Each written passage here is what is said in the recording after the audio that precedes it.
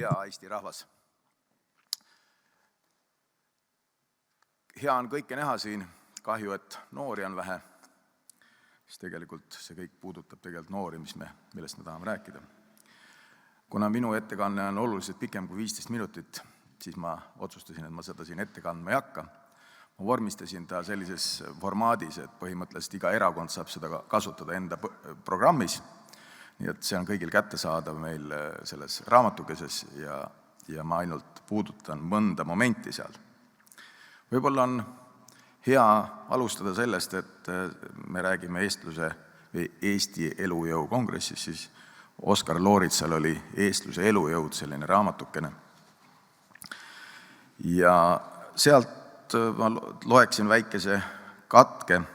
Läbi aastat olen jälginud meie eneseväljendusi ning ainult tõdeda võinud, kuidas meie vaimu tükib lämmatama ilmetu ja tühi keskpärasus, isegi kui võtmepositsioonidele tungib liiaks sageli kuldse kesktee vaimuvaesus, kes armastab enesekaitseks edvistada, et pärast suuri katastroofe ei olevat meile veel alles jäänud küllaldaselt võimu ja vaimueliiti.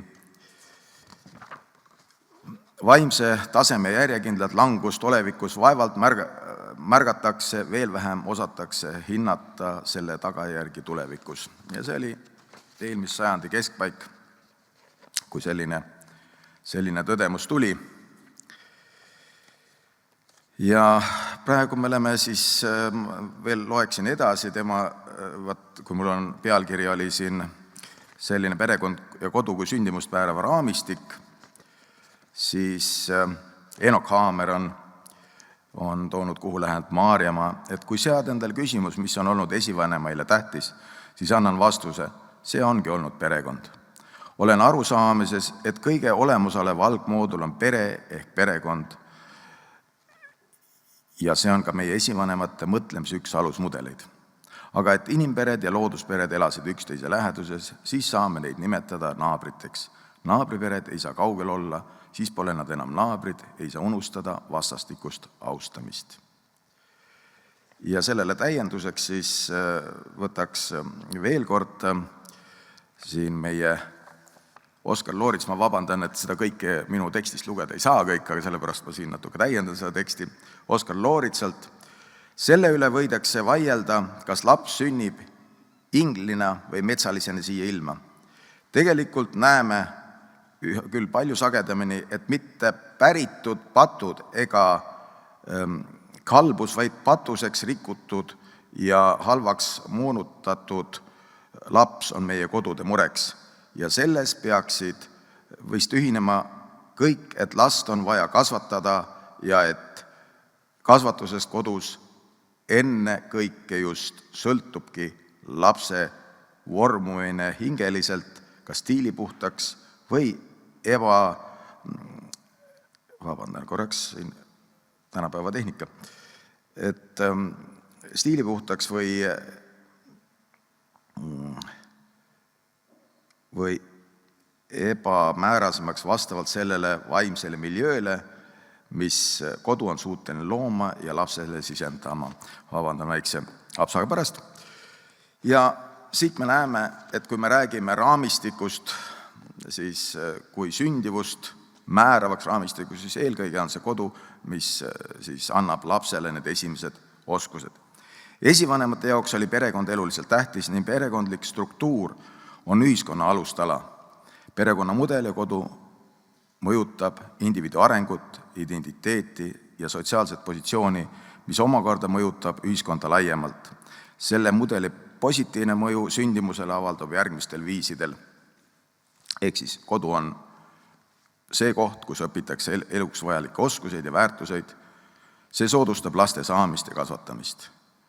Toetav ja turvaline perekondlik keskkond annab kindlustunde lapsevanemaks olemisele. Perekondlike väärtuste ja traditsioonide edasandmine, aga see ongi kultuuri jätkumine, loob aluse tugeva uue põlvkonna kasvatamiseks. Perekonna sotsiaalne ja kultuuriline taust mõjutab lapse võimalusi ja soodustab positiivset arengut. Ja tugevad peresuhted ja emotsionaalne toetus suurendavad just neil lastel, kes sellises kodus on kasvanud, soovi luua ja kasvatada lapsi. Sama oluline on ühiskondlik roll sündimuse toetamisel. Stabiilne ja toetav ühiskondlik, poliitiline ja sotsiaalne keskkond loob peredele kindlustunde. Ma natukene sellel peatuksin, ehk siis me räägime, millest me siis räägime? Me räägime 4 stabiilsuskategooriast, mis peavad olema tagatud selleks, et lapsed üldse saaksid sündida suuremas koguses. Ühiskondlik stabiilsus, see on oluline nii üksikisikute kui ühiskonna tervikliku heaolu seisukohast ja loob aluse majanduslikuks arenguks, poliitiliseks stabiilsuseks ja kodanike rahuloluks. Ja selline ühiskond toimib sujuvalt ja rahulikult, mis annab kindlustunde neile inimestele. Teine on poliitiline stabiilsus, et see ei ole oluline mitte ainult selleks, et tagada valitsuse tõhus toimimine ja ühiskonna turvalisus, vaid ka selleks, et luua keskkond majanduslikuks arenguks, sotsiaalseks stabiilsuseks ja kodanike heaoluks. Siit tuleneb järgmine on sotsiaalne stabiilsus, mis viitab ühiskonna sisemisele rahule, tasakaalule ja olukorrale, kus inimestevahelised suhted on rahulikud, usaldusväärsed ja koostöövalmid.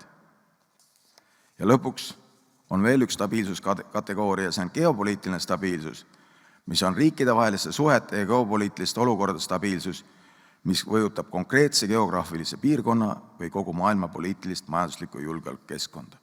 Kõik see annab meile aluse rahvastiku kasvuks, aga neid stabiilsuskategooriaid Eestis praktiliselt polegi. On ainult mõned elemendid ja sellest tuleb alustada, et aru saada, kuhu me oleme jõudnud. Miks meil tegelikult ei ole neid sündivaid lapsi. Kui me vaatame, mis varem on olnud, siis 19. sajandil olid suured pered ja traditsiooniline maaelu toetasid kõrget sündivust. 20. sajandil majanduslikud ja sotsiaalsed muutused tõid kaasa väiksemad pered ja madalama sündimuse. 21. sajandil neoliberaalne ideoloogia ja globaliseerimine on vähendanud traditsioonilise peremudeli tähtsust ja põhjustades sündivuse languse. Siit tuleb aru saada, et miks me sinna jõudsime. Siin oli eelmise ettekandja üks väikene lõik oli, et ENSV tuli tagasi. Ja minu küsimus on, et kas ta vahepeal ära oligi. Põhiseaduslik ülesanne on täitmata alates 1992. Ma ise kirjutasin ühe artikli, mis avaldati Postimehes ja esitasin küsimuse, et kas 92. aastal pandi Eestis toimne vaikne riigipööre. No igaüks võib seda analüüsida, aga tegelikult, kui alates 92. aastast on täitmata see põhiseaduslik ülesanne, kui Mart Laar sai võimule, oskamata teadvustada endale põhiseaduses sätestatud kohustuslikke suundi ühiskonna arengus. Nii pole mitte ühtegi korda meie ühiskonnas analüüsitud ega ka seatud kriteeriumid, mille järgi analüüsida riigi poliitika suundi põhiseaduslikust ülesandest lähtuvalt. Seda pole kunagi toimunud. Siis tekib küsimus, kas meil põhiseadus üldse kehtib. Ta juriidiliselt kehtib, formaalselt keegi ei ole seda rakendanud. Ja siit tuleneb, et meil on praktiliselt kõik asjad tegemata, me peaks tegelikult minema algust tagasi sinna 92 aastasse. Me ei pea isegi seaduse muutma, meil on olemasolev põhiseadus, mis tuleb panna kehtima. Tegelikult meil tuleb sealt alustada. Ja kuidas siis lahendada seda tänast sündivusprobleemi? Meil on täna perepoliitika on tendentslik, ehk siis riigis on vajadus süsteemse ja tervikliku perepoliitika järele. Perekesksuse suurendamine, perekesksuse tuleb väärtustada ja abielu institutsiooni tuleb tähtsustada. Kultuurilise paiksuse ja järjepidevuse kasv, noorte seostamine oma sünnikoduga ja kultuurilise järjepidevuse hoidmine. See tuleb just nendest samusest kodust, perest. Aga kui seda järjepidevust ei ole, noortel edasi ei anta, siis ka tegelikult noored lähevad siit esimese laevaga üle Rootsi või kuhugi mujale. Ja ka IB migratsiooni teemat tähtsustamine ehk siis sündimuse ja noorte perede püsimajäämise toetamine, võtta see on see eelmise jätke nii-öelda, et kui meil ei ole seda, miks noor peab siin olema, siis pole mõtet rääkida seda, et kas siin räägitakse täna rohkem vene keelt või eesti keelt või mingit muud keelt. 2 sajandit tagasi ei hoidnud eesti keelt elus mitte ükski seadus.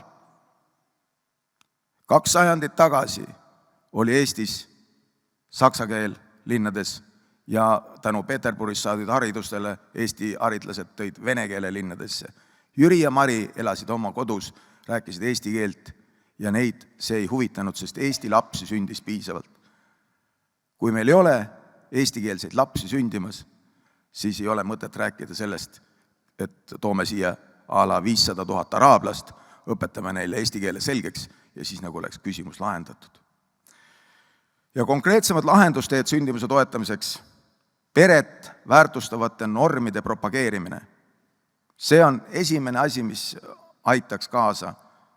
Teine, haridussüsteemi muutmine, isamaalise perekeskse kasvatuse tähtsustamine. Seda ei ole olnud 30 aastat isamaalist ja perekeskset kasvatust riigis. Ma ei tea, mida on tehtud. Mina ütleks, et kõik need poliitikud, kes on oma tööd teinud 92. aastast tegelikult vääriksid olla ühes teises kohas. 3. Majandusliku stabiilsuse tagamine, iseseisva majanduse regionaalse arengu edendamine.